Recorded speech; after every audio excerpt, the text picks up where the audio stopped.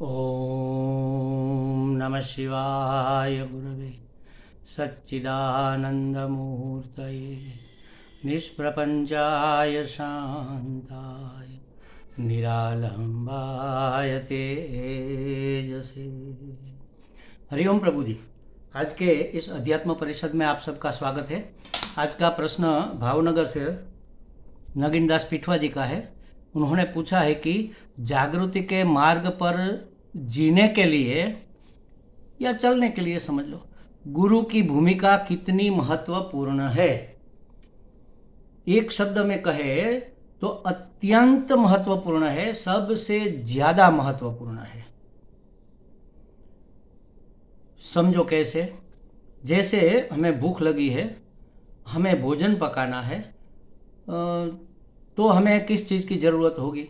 समझो कि हमें खिचड़ी पकानी है तो चावल चाहिए, मूंग की दाल चाहिए, पानी चाहिए, वो जिसमें रखकर पकाएंगे वह पतीला चाहिए, पकाने के लिए गैस चाहिए, गैस का चूल्हा चाहिए, खिचड़ी में डालने के लिए हल्दी नमक जो भी मसाला आपको डालना है वह चाहिए।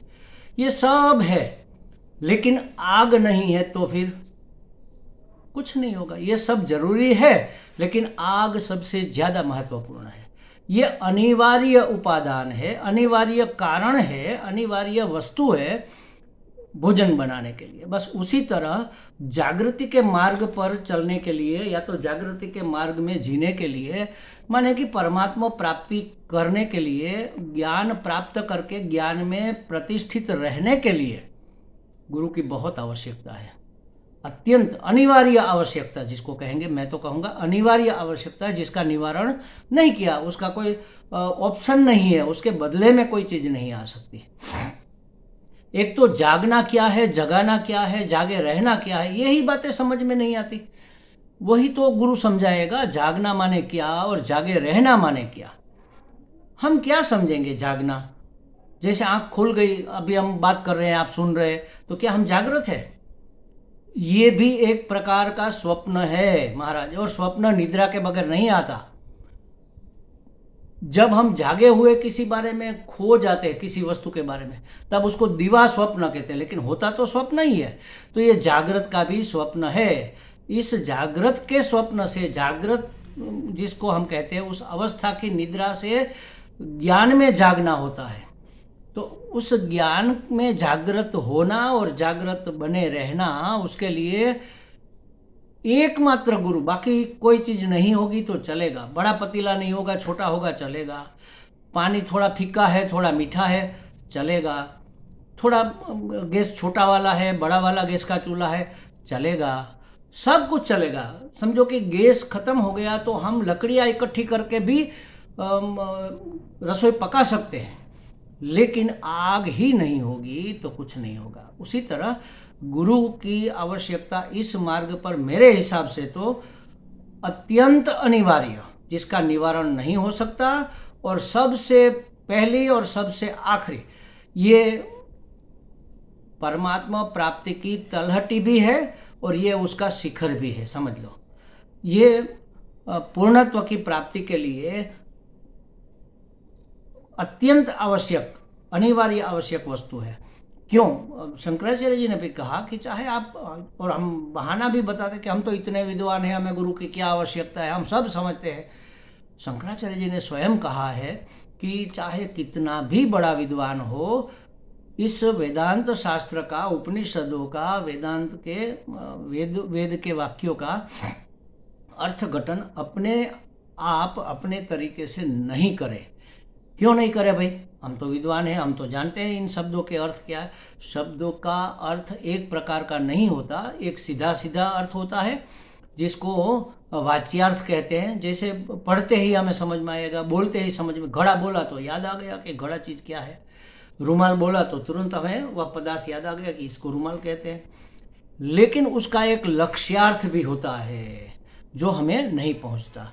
कारण क्या है कि हम देखो, जैसे हम इस कमरे में बैठे, अभी 2 दिन पहले ही बात हुई थी यही, कि इस कमरे में बैठे और बाहर हम देख रहे हैं आकाश को। तो बाहर का आकाश हमें कितना दिखेगा? जितनी बड़ी हमारी बारी होगी उतना, खिड़की जितनी बड़ी खिड़की होगी उतना हमें दिखेगा। खिड़की, बड़ी खिड़की से देखेंगे तो और बड़ा दिखेगा, छोटा छेद है तो उसमें से और छोटा दिखेगा। तो हमारी बुद्धि की जो विंडो है जितनी खुली हुई है उतना हमें परमार्थ समझ में आएगा। लेकिन जो बाहर खुले आसमान के तले खड़ा है उसको तो पूरा का पूरा आसमान दिखेगा। वही हमें दिखा सकता है कि भाई अंदर बैठकर नहीं, बाहर आकर देखो कितना बड़ा आसमान है, कितना खुला आसमान है। तो हमारा नजरिया, देखने की हमारी दृष्टि, विंडो खुलती है ना जैसे कंप्यूटर में, वैसे हमारी बुद्धि की भी विंडो है। उसमें से जिस आकार की विंडो है, हाँ ये भी समझ लो कि जिस आकार की विंडो है उस आकार का आकाश दिखेगा। आकाश का कोई आकार नहीं है। चौरस विंडो है तो चौरस आकाश दिखेगा, लंबगोल है तो लंबगोल दिखेगा। जैसे हमने पर्दा लगा दिया है, पूरी बारी तो खुली है, उसके ऊपर पर्दा लगा है, पर्दे में हमने शिव जी के आकार का छेद बना दिया या ओम के आकार का छेद बना दिया, तो हमें आकाश कैसा दिखेगा? जैसा छेद है उस आकार का आकाश दिखेगा। तो जैसा हमारी बुद्धि ने देखने के लिए छेद बनाए हैं, अर्थघटन समझे हैं, वैसा ही शास्त्र समझ में आएगा।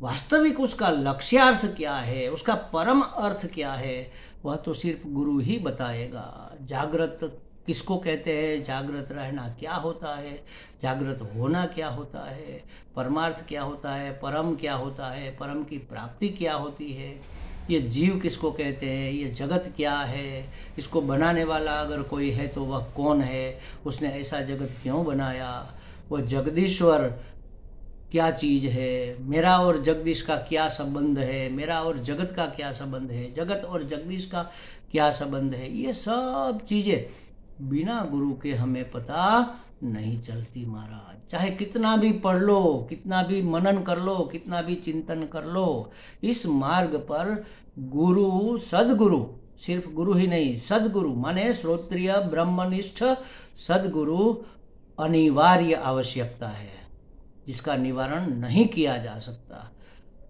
तो ऐसे पहली तो बात यह है कि ऐसे प्रश्न ही नहीं उठने चाहिए। श्रद्धा नहीं है, ये प्रश्न उठने का मतलब यही हुआ कि हमारी श्रद्धा नहीं है। जैसे समझो कि हमें चिंता होती है ना, हर एक को होती है, चिंता तो होती है, भविष्य की चिंता होती है, भूतकाल के अफसोस होते हैं और वर्तमान का मोह रहता है। तो भविष्य की अगर चिंता है तो चिंता माने परमात्मा में श्रद्धा का अभाव। हमें परमात्मा पर विश्वास नहीं है, हमें उसमें पूरी श्रद्धा नहीं है। अगर होती तो हम चिंता क्यों करते हैं? करने वाला करेगा, जो उसकी योजना में होगा वही करेगा, जो हमारा कल्याण होगा वही करेगा। वो तो हमारा परम प्रियतम है, हम तो उसके लाडले बेटे हैं, क्यों चिंता करें भाई? कबीर कहते चिंता करे मेरी भलाई, मैं क्यों चिंता करूं, करने वाला करेगा। तो जहां तक जितनी भी हमें चिंता होती है उतनी हमारी श्रद्धा का अभाव है, समझ लो। तो उसी तरह ऐसे प्रश्न जब उठते हैं ना, जागृति मार्ग पर गुरु की क्या आवश्यकता है, गुरु के बिना ज्ञान नहीं हो सकता क्या, घर छोड़े बिना, त्याग के बिना प्राप्ति नहीं होगी क्या, घर रहकर जनक राजा ने प्राप्त किया था हमें भी नहीं होगा क्या, ये सब अविश्वास और डर, भय, पलायनता, कायरता इसका प्रतीक है महाराज। निकाल फेंको इसको। और श्रद्धावान लभते ज्ञानम तत्पर संयतेन्द्रिय, तत्परता से लग जाओ, इंद्रियों को संयम में करके पूरी श्रद्धा के साथ।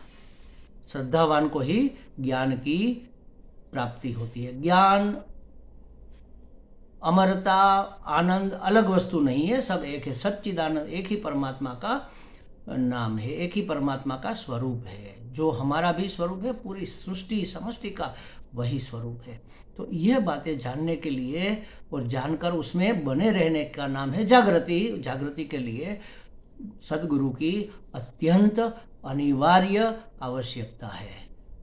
जरा सोच लेना इसके बारे में, जरा चिंतन करना। हमें लगता है नगीनदास जी को कुछ स्पष्टता हो गई होगी। हरि ओम।